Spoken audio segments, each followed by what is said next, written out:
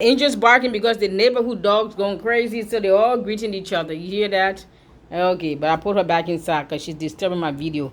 As I was saying earlier before I got disturbed by, I don't know what are these down here, and it's been here for a while. I know I dropped some pepper seeds in here, but I also dropped some lemon and lime seed here months and months, maybe 3-4 months ago. Because if this were bell pepper, it would have sprouted long. It would have been taller than this, but it just been this size. Is it because the pot is too small? I mean, I do intend on transferring them to their own pots, but I'm like, what are these? I don't know what it is. I know I dropped some seed there last week. You see the little stuff sprouting? I just be dropping seeds in there. I don't even know what I'm dropping in there, but I'm glad they're all coming out, so I'm gonna just dig them. I think they're strong enough to put them in their own pots. I don't know what you think. Anyway, as I was saying, you don't have to have a whole lot of land to say, oh, what am I going to do? I don't have a land either. Look here, yet. I don't have one yet, but I told you Jesus going to hook me up very soon. Watch. He said he will give you the desires of your heart. What I desire to have a piece of land, to grow enough fruits and vegetables to feed myself and my neighbors when the stuff hits the fan. You feel me? What's up? What else? What else? So this is my habanero tree. Like I said, we have a new addition. I dropped in some mangoes. I ate the mangoes and dropped the seed. I ate the guava and spit out the seed and planted it. The papaya, I ate it. I ate the papaya. I bought it to juice, but I didn't juice. I ate it. I have to buy another one to actually juice. I ate it. Me and Angel ate it. She loved papayas and mangoes. I didn't know that, but hey, she ate some mangoes and papaya with me. And the seed, I planted the seed. So I'm just waiting for them to. I know I planted the mango seed right next to this. What you call it? This is rosemary. Once the mango gets to a good size, I will transplant into its own pot. In the pot all the way in the back over there, that's my mint. I drop in the other mango seed in there. In this pot, I planted papaya.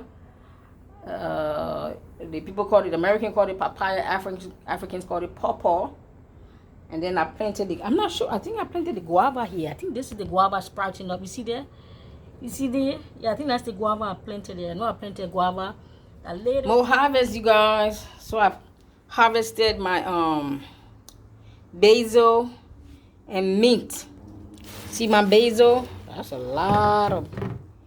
See how big the bowl is? See the basil here? See how big that bowl is? I filled it up like that. See? I cut the stems and all. I'm going to wash them and put them in the freezer in the Ziploc bag. When I'm ready to cook, I can put some there. I also use them for juice and smoothies. Is this recording? Oh, yes, it is. Use this for juice and smoothie because these herbs, it's not just as garnished. It's not just for you to just put a few leaves on your food for flavor. Though you can do that. But this stuff has some great medicinal purposes that people don't even know. They just think it's for garnished. Nah, these herbs can cleanse you, detox you from parasites, antioxidant, anti-inflammatory. What else? Who remember my basil bush? This is what's left of it. All those branches, I cut them from weeks ago. And they grew back, and those are all the bunches I just cut off. It was growing out here, all those branches. It's what I just cut off. But this is what I cut, like maybe a month ago, or about 6 weeks ago. I cut that off. So the branches just grew on the side, and I just cut all those branches. I just harvested them. And those one down there are plants that are growing up. Those are actual individual plants that you see there. So I might need to get another pot. Or just get a bigger pot and put all of them in there. Yup. So this is what's left of my basil bush after trimming.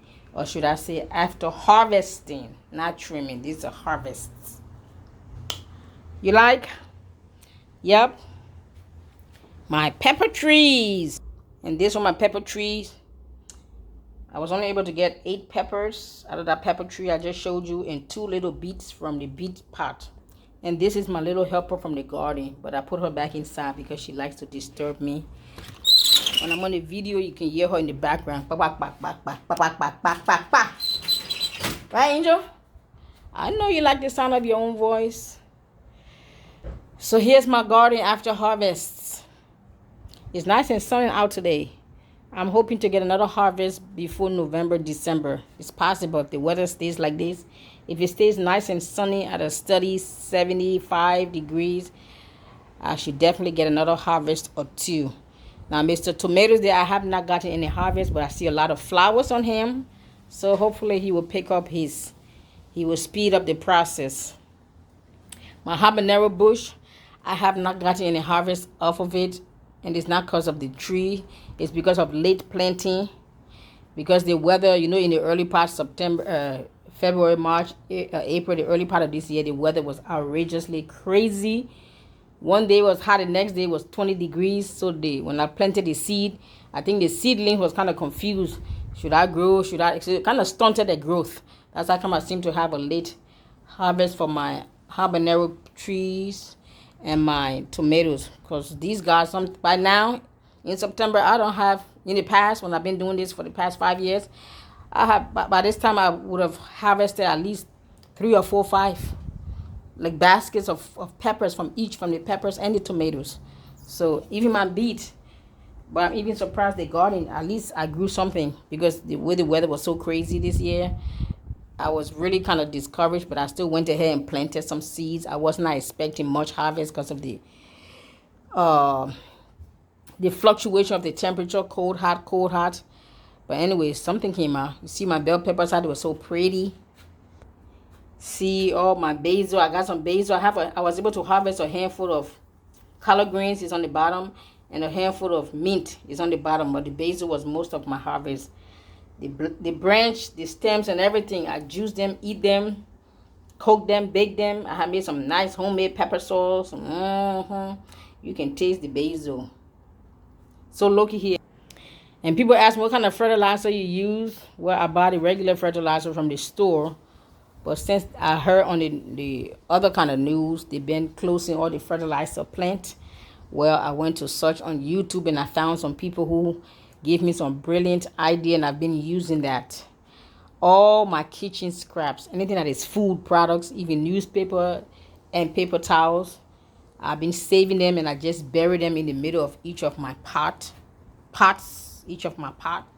I bury them, and those are natural, healthy, organic fertilizer, and that's exactly what your plant needs, because they will become dirt eventually. So like banana peeling, tomato skin, tomato seed, chicken bones, the soft part of this chicken bone, you can put a regular chicken bone in the ground. So I did 2 kinds of fertilizer. I kept some of my kitchen scraps in the bag. When they fit up to a certain amount, then I came and buried them. I just took a handful and buried them in each of the pots in the middle. Then the remaining of it that was soft enough, and added some more kitchen scraps later on during the week, and I blended them. That one included eggshell, sweet potato skin, avocado skin. No, I don't eat avocado, but any kind of skin, leaves and everything, plus the eggshell, banana peel, tomato skin, you just name it. Fish, chicken, whether it's raw or cooked, it don't matter. I put it in the blender with some water and some eggshell, and I blend it. And I had some powder fertilizer. I put them all in there with some little bit of water, and I blend it and puree everything. And those ones I also bury them. The original kitchen scraps, I buried them about 3 weeks ago. The ones that I blended, I buried them about a week, maybe 2 weeks ago. So now the one that you blend is almost like instant fertilizer for your garden. The ones that doesn't break down, you have to bury, because those will take 2 to 4 weeks, sometimes 6 weeks, for them to decompose and become dirt and release the minerals that your plant need. So that's like slow. Each time it's breaking down, it's releasing nutrients to the soil that will feed your plant.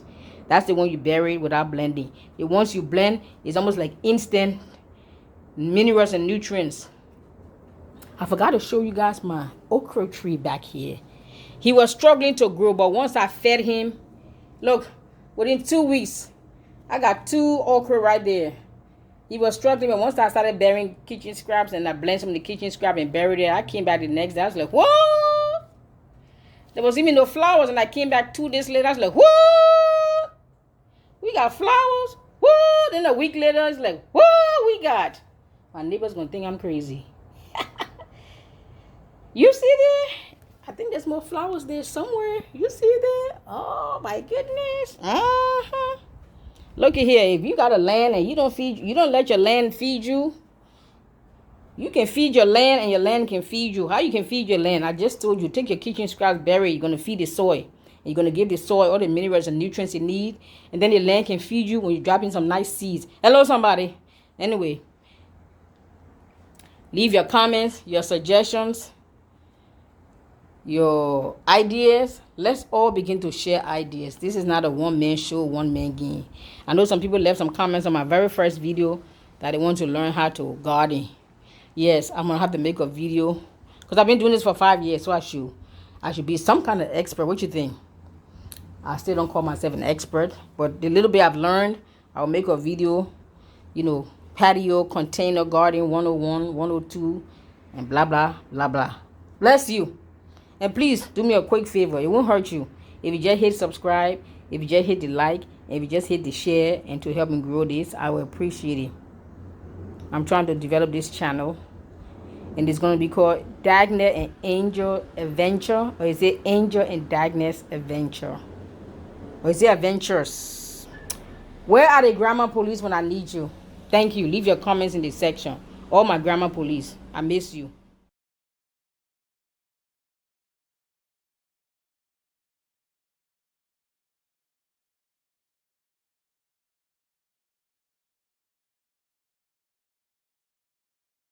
Okay, here's my basil that I harvested. It looked like a whole lot, but I cut them into 3 sections so I can fit in the bowl because it couldn't fit in the bowl. That's the same bowl I harvested in. So it's sitting in some warm water, baking soda, and apple cider vinegar to cleanse, to remove any dirt, bacteria, insect, whatever.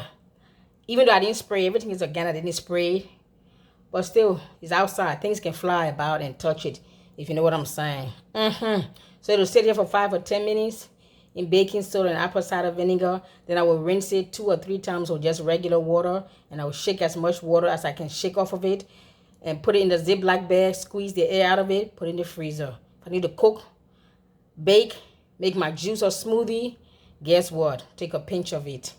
And here's my bell pepper.